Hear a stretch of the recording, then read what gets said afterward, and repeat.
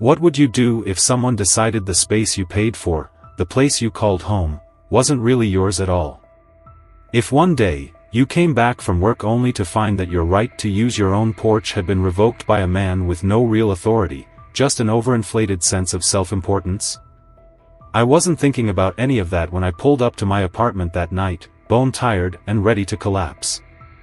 My only mission was to dump my bag, grab a cold drink, and disappear into my couch. Instead, before I could even pull the keys from my pocket, I heard it, the sharp, deliberate clearing of a throat. That sound alone was enough to make my shoulders tense. I already knew who it was before I even turned around. Mr. Whitaker. There he stood, arms crossed over his chest, his face set in that smug, self-satisfied expression he always wore when he thought he had caught someone violating one of his made-up rules.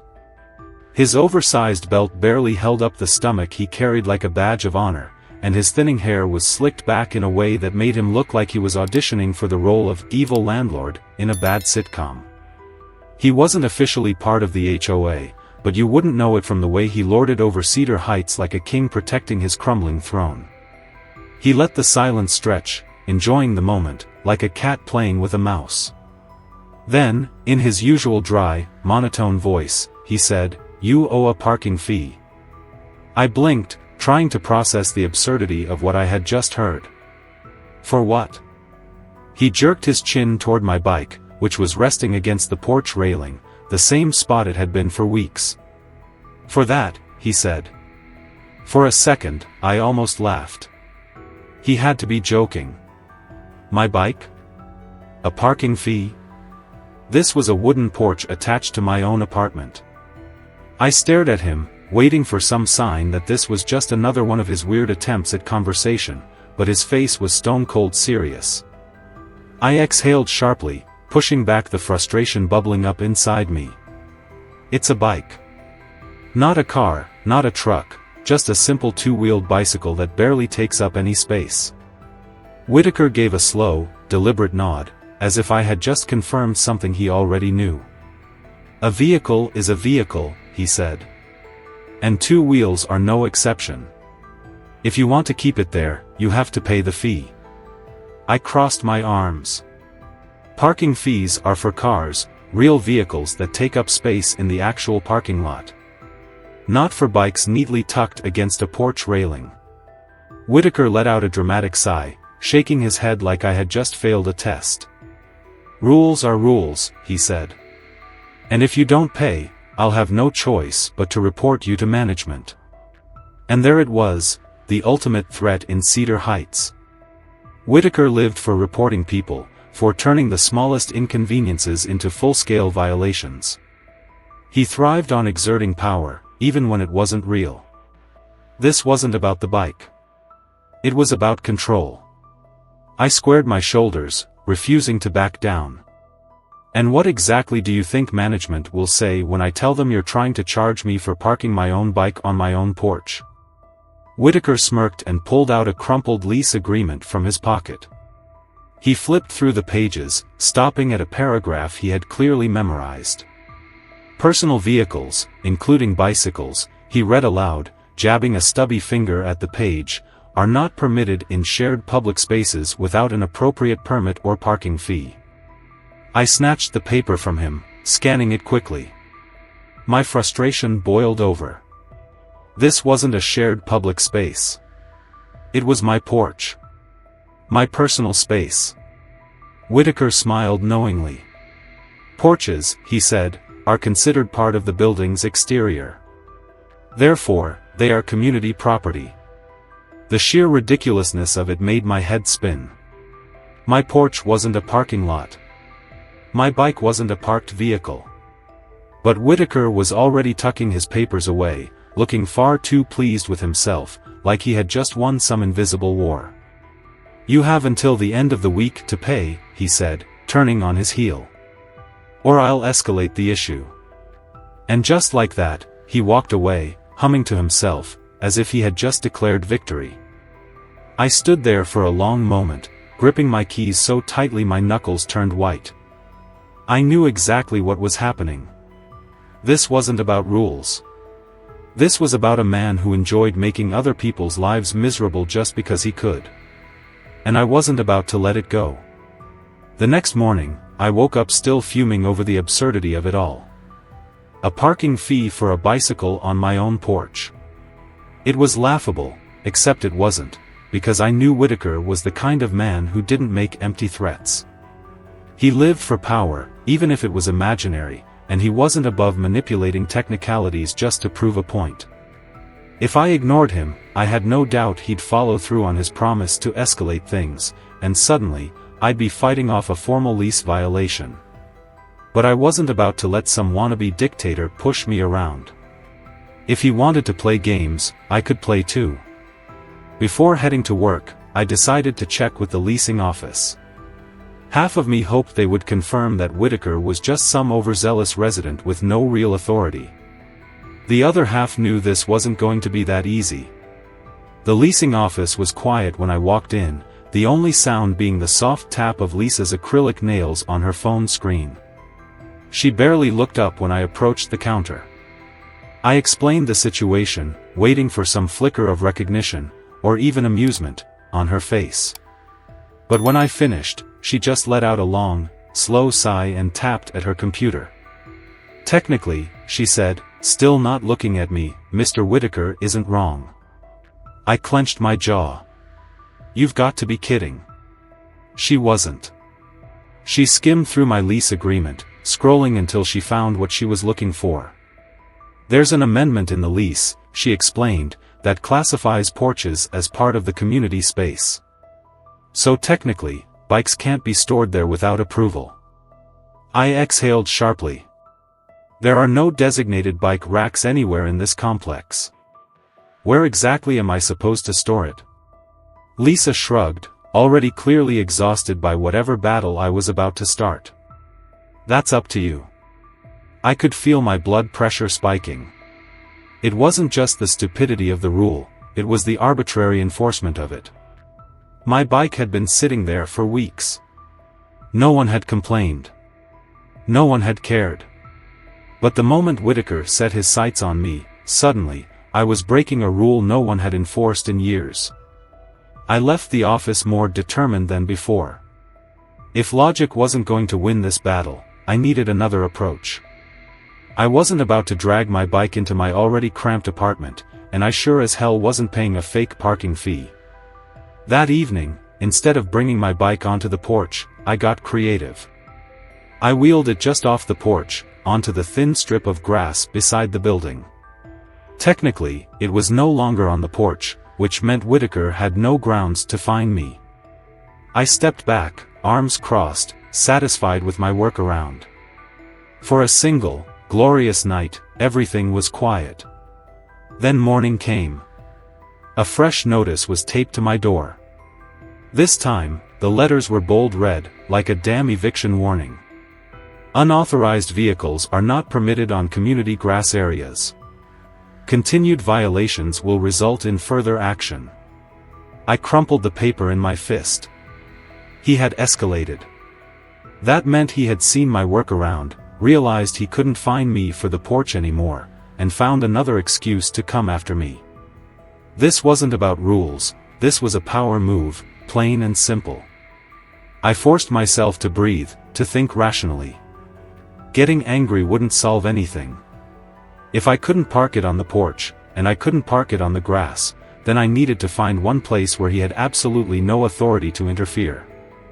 That night, I wheeled my bike around the back of the complex and found exactly what I was looking for, a small, mostly abandoned utility area where the maintenance workers kept their supplies.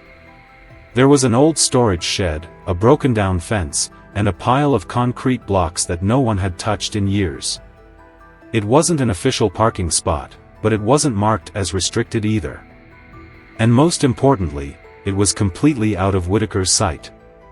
For the next few days, nothing happened. No notices. No Whitaker. No unnecessary confrontations. For the first time in a week, I started to think maybe, just maybe, I had won. For a few days, things were quiet. Too quiet. No new notices. No smug throat clearings from Whitaker. No ridiculous fines taped to my door like unwanted junk mail. I knew better than to think he had given up, but a small part of me hoped he had finally realized I wasn't worth the effort. Maybe he had moved on to some other unlucky tenant. Maybe he had finally run out of technicalities to twist into power plays. I should have known better. I came home late one evening, exhausted from work, already looking forward to the rare peace I had been enjoying. But as I rounded the corner to the back of the complex, something felt off. My bike, the one I had so carefully hidden away, was gone. I stopped in my tracks, blinking at the empty space as if my brain refused to process what I was seeing. My first thought was that maybe maintenance had moved it. But that didn't make sense. There were no markings, no warnings, nothing. And then it hit me. Whitaker. My hands clenched into fists as I turned on my heel and marched straight to the leasing office. Lisa barely looked up from her desk as I stormed in. "I need to know where my bike is," I snapped, not even bothering with pleasantries. She sighed, as if she had been expecting me. "It's been impounded." I stared at her, waiting for the punchline. What? "Mr. Whitaker filed a complaint," she said, still scrolling on her screen like this was just another inconvenient task she had to deal with before she could go home. "He reported an unauthorized vehicle obstructing a maintenance area. It was removed this morning." "Are you kidding me?" My voice came out louder than I intended, but I didn't care. She didn't even flinch. "If you want it back, you'll have to pick it up from the impound lot." I let out a sharp, bitter laugh. "And let me guess. There's a fee." Lisa finally looked up, her expression unreadable. "Yeah. There's a fee." I wanted to scream. The same man who had accused me of violating made-up rules had now orchestrated the removal of my property. And what's worse, he had done it legally. I had played by the rules. I had found a loophole. And he had still found a way to win. Grinding my teeth, I yanked my keys from my pocket and stormed out, heading straight for the impound lot. The place was exactly as miserable as I expected, a fenced-off wasteland of confiscated property, complete with barbed wire and a lone office window where an overworked clerk barely glanced up as I approached. I slapped my ID on the counter and forced myself to keep my tone controlled. "I'm here for my bike." The clerk sighed, clicking through her computer before confirming what I already knew. "Yep. It's here. You need to pay the release fee." I swallowed my pride, threw down the money, and waited as she disappeared into the back. A few minutes later, she returned with my bike, now with a bright orange tag zip-tied to the handlebars, marking it as unauthorized property. Like I had abandoned it in a random alley instead of neatly tucking it out of sight, minding my own business. I ripped the tag off and wheeled the bike back to my car, my entire body practically vibrating with rage. This wasn't about the bike anymore. This was war. But as I drove back home, a new thought hit me, something far worse than what Whitaker had already done. If he was willing to go this far, to bend the rules and twist them to his liking, what else was he capable of? I got my answer the next morning. A new notice was waiting for me. But this time, it wasn't about my bike. It was a formal lease violation. I unfolded the paper, my pulse pounding in my ears. Tenant has been reported for vandalizing a resident's vehicle. Security footage confirms the incident. Failure to address this violation may result in fines and potential eviction. I blinked, rereading the words, my brain struggling to process them. Vandalism? Eviction? I didn't touch anyone's car. I barely spoke to my neighbors. And yet, here it was, a formal accusation, backed up by supposed evidence. Heart hammering, I rushed to the leasing office once again. Lisa barely looked up when I slammed the paper on the counter. "This is insane. What the hell is this?" She sighed, rubbing her temples. Someone reported damage to their car, she said, clicking through her screen. There's footage. I felt my stomach twist. Show me. She hesitated, then turned the monitor toward me. The footage was grainy, black and white, taken from a weird angle.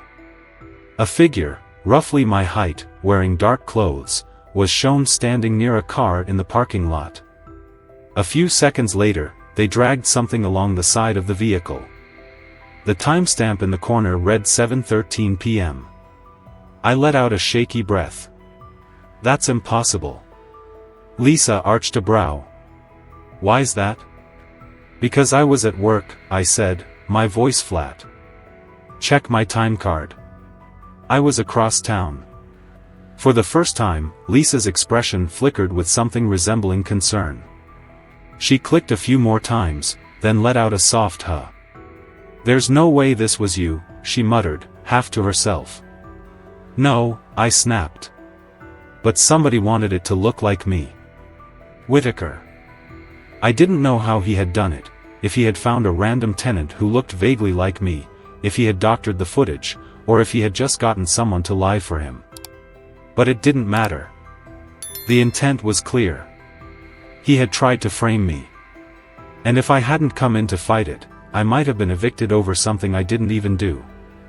Lisa sighed again and deleted the report, muttering something about how the office was so tired of these damn complaints. But I barely heard her. Because at that moment, I knew, this wasn't over.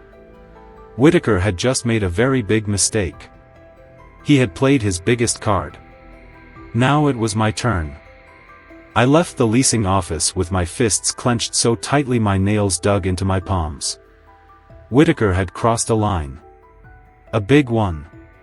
He had already manipulated the lease agreement, fined me for a non-existent violation, and stolen my bike under the guise of community enforcement. But framing me for vandalism? That was something else entirely. That wasn't just an abuse of power, it was a deliberate, calculated attempt to ruin my life. And I wasn't about to let it slide. I spent the rest of the day digging. If Whitaker wanted to play dirty, then I was going to find every single piece of dirt I could on him. I combed through the tenant forums, scoured Cedar Heights community guidelines, even looked up city ordinances on property rights and leasing policies. I wanted to know every loophole, every contradiction, every unwritten rule that Whitaker had used against me and others. And I wasn't just looking for ways to fight back. I was looking for evidence. The more I searched, the more I found. Whitaker had been doing this for years. Multiple complaints had been filed against him, not just from tenants, but from HOA board members, maintenance workers, and even former leasing office employees. People had pushed back before, but the problem was always the same: he knew how to operate in the gray area of the rules. He twisted guidelines just enough that he never technically broke them. But he also never had any real authority. That was my way in. I needed proof that he wasn't just selectively enforcing rules, I needed proof that he had been blatantly breaking them himself. And after a few discreet conversations with other tenants, I found exactly what I was looking for. Whitaker had his own parking violation. Late one evening, I took a quiet walk behind the complex and found a golf cart parked behind one of the storage sheds. I recognized it immediately. I had seen Whitaker driving it around the complex more than once. It wasn't labeled, wasn't registered, and more importantly, wasn't parked in a designated spot. I snapped multiple photos. If my bike had been considered an unauthorized vehicle, then his golf cart absolutely was too. And unlike my bike, he hadn't even bothered trying to hide it. But I wasn't done. The next day, while casually chatting with a few neighbors, I learned something even worse. Other tenants had been allowed to store their bikes on their porches, with no complaints, no fines, no sudden rule enforcement. One of them, a guy named Greg, laughed when I told him my story. "Dude, I've had my bike chained to my porch for 3 years," he said, shaking his head. Whitaker never said a word. I stared at him, my jaw tightening. So this wasn't about rules at all. It was about me. Armed with my photos, my tenant testimonials, and my frustration burning hotter than ever, I was ready to take this up a notch. But then, I got an email. A leaked HOA email, forwarded to me anonymously. I opened it, my eyes scanning the text, my stomach tightening with every word. That troublemaker needs to learn his place. If the bike thing doesn't work, we'll find something else. Whitaker had written this. He had literally admitted to targeting me. But there was more. Other emails, detailing his obsession with controlling Cedar Heights. His push to gain enforcement powers he wasn't legally entitled to. His habit of filing bogus complaints against tenants he didn't like. And then, the real kicker, an email discussing his unauthorized security camera. Apparently, he had installed a personal security camera outside his unit without HOA approval, and worse, it was angled toward other tenants' doors. That was it. That was everything I needed. I spent the next 2 hours compiling everything into a neatly organized digital folder. Photos, emails, tenant statements, screenshots of the lease agreements, even a breakdown of every bogus fine he had issued over the years. Then, instead of going to the leasing office, I went directly to the HOA board. I didn't just want my bike back. I wanted Whitaker to go down. The HOA meeting took place in a cramped, windowless conference room in the leasing office, a space that usually went unnoticed by tenants unless they were filing a complaint. Tonight, however, it was packed. Word had spread. People who had endured Whitaker's nonsense for years were here, whispering among themselves, waiting to see if something, anything, would finally be done about him. I sat near the front, my folder of evidence resting on my lap, while Whitaker sat a few chairs away, arms crossed, smug as ever. He still thought this was a minor complaint, another tenant annoyance he could brush off with some legal jargon and an insufferable smirk. He had no idea what was coming. When the board called the meeting to order, they asked me to present my case. I stood up, unfolded my notes, and kept my voice steady as I laid out every single violation. His unauthorized security camera, his personal golf cart parked in a restricted area, his history of harassment disguised as rule enforcement. I read his own words from the leaked emails, letting the room hear exactly how he had planned to target me, how he had orchestrated the fake vandalism claim, how he had manipulated HOA policies to bully tenants. I didn't need to exaggerate. The facts spoke for themselves. And for the first time, Whitaker had nothing to say. When the board turned to him for a response, he stammered, tried to justify himself, but the damage was done. The board members looked at him with thinly veiled irritation, clearly exhausted by his antics.